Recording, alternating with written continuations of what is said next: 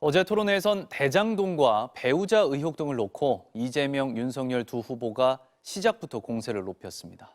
최경재 기자입니다. 이재명 후보와 윤석열 후보의 기싸움은 토론 태도와 방식을 두고서 시작됐습니다. 윤 후보가 민주당이 방역 실패 책임을 져야 한다면서도 의견을 심상정 후보에게 묻자 이재명 후보가 발끈했습니다. 전 이걸 한번 우리 심상정 후보님께 의견을 한번 듣고 싶습니다. 제가 말씀을 드리도록 하겠습니다. 네. 저한테 다 물어놓고 답은 길 안 주고 저기다 물어봐요. 또 뭐 본인 얘기만 할 게 뻔해서 객관적으로 3자 입장에서 한번 말씀해 보세요. 윤석열 후보님, 그게 토론입니다. 내가 주장하고 상대한테 반박할 기회를 주는 거죠. 결국 대장동 의혹을 두고서 두 후보의 공방은 난타전으로 격화됐습니다. 윤석열은 영장 들어오면 죽어. 윤석열은 원래 죄가 많은 사람이야. 내가 가진 카드면 윤석열은 죽어. 이거 들어보셨죠? 녹취록 끝부분을 가면 이재명 게이트란 말을 김만배가 한다고 그러는데 허위 사실이면 후보 사퇴하시겠습니까? 주장해놓고 자, 그만하십시오. 이제 와서 네, 뭐 계속 질문을 하면 자꾸 딴 얘기를 하시니까 심상정 후보는 주식 양도세 폐지를 공약한 윤 후보에게 제도 도입의 취지를 묻자 윤 후보는 이렇게 대답했습니다. 이 주식 양도세가 왜 도입됐는지 혹시 아세요? 글쎄 한번 좀 가르쳐 주십시오. 단일화 결렬을 선언한 안철수 후보도 이전 토론회보다는 윤 후보에 대한 공세 수위를 높이며 일부 답변엔 고개를 젓기도 했습니다. 정부 데이터 개방에 대해서는 어떻게 생각하십니까? 정부 데이터는 공유할 수 있는 것도 있고 또 보안 사항도 있는 거 아니겠습니까? 네. 이번에는 심상정 후보. 이재명, 윤석열 두 후보는 이 밖에도 이 후보 배우자의 법인카드 사용 의혹, 윤 후보 부인 김건희 씨의 주가 조작 의혹까지 거론하며 전면전을 벌였습니다. MBC 뉴스 최경재입니다. 우크라이나 사태가 또 다른 불씨를 안게 됐습니다. 러시아가 교전이 끊이지 않는 우크라이나 동부 돈바스 지역의 친러 반군 세력을 독립국가로 승인하겠다고 밝혔는데요. 반군을 공식 지원하겠다는 결정이어서 분쟁은 더욱 격화될 것으로 보입니다. 폴란드와 우크라이나 국경에서 이용주 특파원입니다. 푸틴 대통령이 돈바스 지역의 교전 상황과 관련해 우크라이나 정부군과 맞서고 있는 반군 세력을 독립국가로 승인했습니다. 정부 부처 장관과 의회 지도자들이 모두 모인 확대 국가안보회의를 TV로 생중계한 끝에 내린 결정입니다. 크렘린궁은 최근 우크라이나 정부군의 대규모 포격으로 반군 지도자들이 러시아의 승인을 요청했다는 걸 이유로 들었습니다. 푸틴 대통령은 자국 안보를 위한 조치를 취할 수 있다면서 대통령령에 서명했습니다.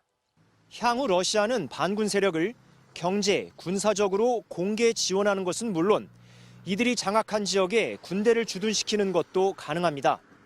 사실상 친러시아 국가를 세워 우크라이나의 돈바스 지역을 빼앗겠다는 의도로 풀이됩니다. 푸틴은 이 같은 결정이 우크라이나의 나토 가입을 저지하기 위한 것이라고 주장했습니다. С такой угрозой, как принятие Украины в Североатлантический альянс, в НАТО. 유럽연합은 일제히 규탄했습니다. 숄츠 독일 총리는 푸틴과의 통화에서 돈바스 분쟁을 평화적으로 해결하자는 과거 합의를 일방적으로 어긴 것이라고 비판했고 EU 외교안보 정책 대표는 러시아가 돈바스 지역을 합병하면 곧장 제재할 것이라고 경고했습니다. 우크라이나 대통령은 긴급 안보국방회의를 소집하고 대응 방안 마련에 나선 것으로 전해졌습니다.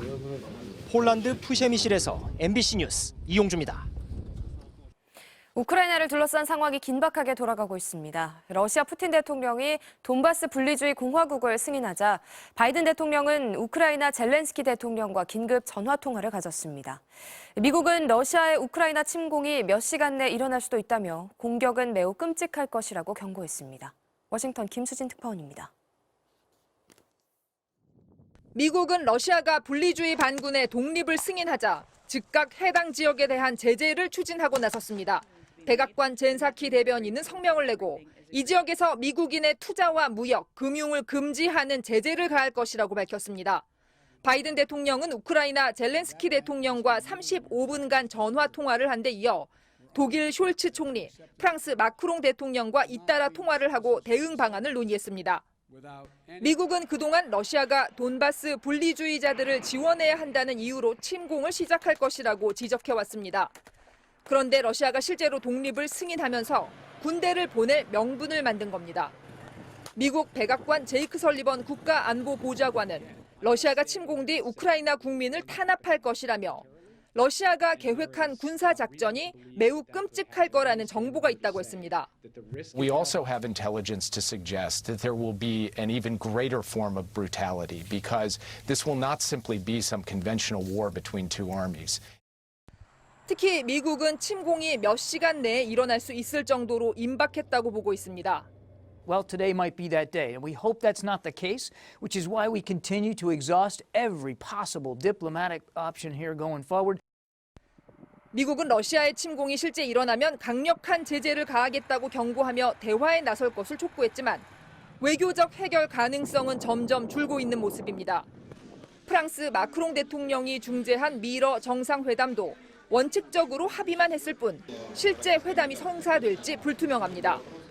일단 미국과 러시아는 24일 스위스 제네바에서 외교장관 회담을 할 예정인데 그 전에 러시아의 침공이 일어나는 건 아닌지 우려가 커지고 있습니다. 워싱턴에서 MBC 뉴스 김수진입니다. 오늘도 10만 명 안팎의 코로나19 신규 확진자가 예상됩니다. 누적 확진자가 200만 명을 넘었지만 이젠 풍토병으로 바뀌는 과정에 들어섰다는 분석이 나오고 있습니다. 김민욱 기자입니다. 어젯밤 9시까지 집계된 전국 코로나19 신규 확진자는 97,935명입니다. 그제 같은 시각보다 4,675명 많은 수치로 오늘 0시 기준으로 발표될 신규 확진자는 10만 명 안팎이 예상됩니다. 오미크론 변이가 급속 확산하면서 국내 코로나19 누적 확진자는 빠른 속도로 200만 명을 넘었습니다. 재작년 국내 첫 코로나19 확진자가 발생하고 100만 명이 넘기까지는 2년이 걸렸지만 200만 명을 넘기기까진 보름밖에 걸리지 않았습니다.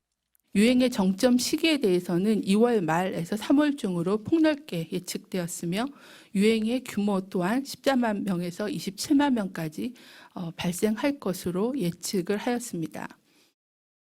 그러나 정부는 불안해하지 않아도 된다고 강조했습니다. 오미크론의 낮은 치명률 때문입니다.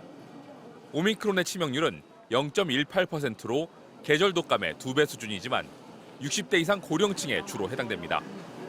20, 30대는 0%, 40, 50대는 0.03%에 불과합니다. 특히 접종 완료자의 치명률은 계절 독감보다 낮습니다. 대규모 유행을 거치면 코로나19가 이제는 풍토병처럼 바뀌는 계기가 될 수 있다는 게 정부의 판단입니다. 오명돈 신종 감염병 중앙임상위원장도 확진자 수가 10만 명이건 20만 명이건 겁먹을 필요가 없다며 사망자와 위중증 환자 중심으로 관리하는 게 중요하다고 밝혔습니다. 위중증 환자 수는 480명으로 증가 추세지만 관리 가능 범위 안에 있고 중환자 병상 가동률도 35.4%로 여유가 있습니다.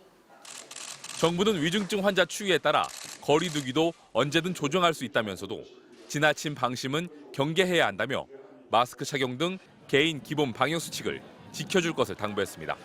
MBC 뉴스 김민욱입니다.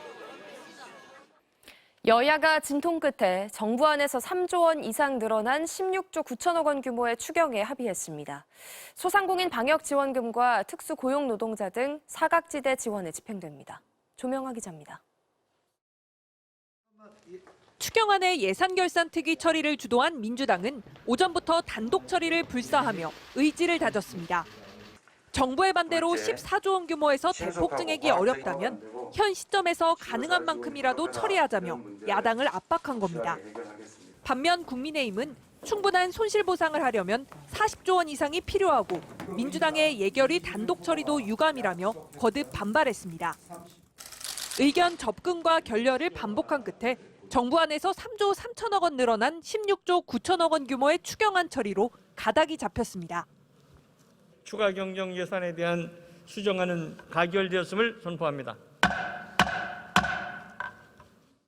코로나 사태로 매출이 줄어든 330만여 명의 자영업자들에게 방역지원금 300만 원을 지급하는 게 핵심입니다. 또 특수고용 노동자와 프리랜서 68만 명에게 50만 원에서 최대 100만 원의 고용안정기금을 지급하고 법인 택시와 전세버스 기사 15만여 명에게도 150만 원씩 지원하기로 했습니다. 이외에도 문화예술인과 요양보호사 등 사각지대 지원을 확대하는 한편 취약계층 600만 명에게 자가진단키트를 지원하는 등 방역 예산 1.3조 원도 포함됐습니다. 추경재원은 국채 발행 없이 예비비 삭감과 기금 여유분 등으로 충당하며 국무회의를 거쳐 빠르면 이달 안에 집행될 예정입니다. MBC 뉴스 조명아입니다.